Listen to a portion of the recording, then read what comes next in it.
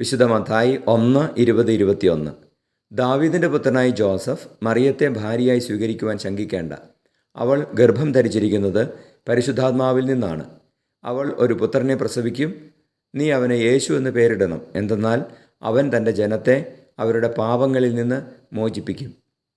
പരിശുദ്ധ പരമദിവ്യകാരുണീശോയ്ക്ക് നേരവും ആരാധനയും സ്തുതിയും പുകഴ്ചയും ഉണ്ടായിരിക്കട്ടെ.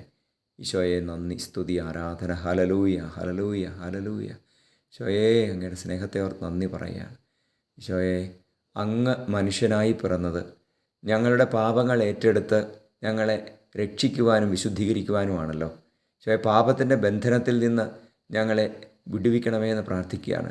ലോകം മുഴുവൻ്റെ മേലും അങ്ങയുടെ കരുണ വർഷിക്കണം, വിശുദ്ധി വർഷിക്കണമേ, പാപത്തിൽ നിന്ന് മോചിപ്പിക്കണമേ.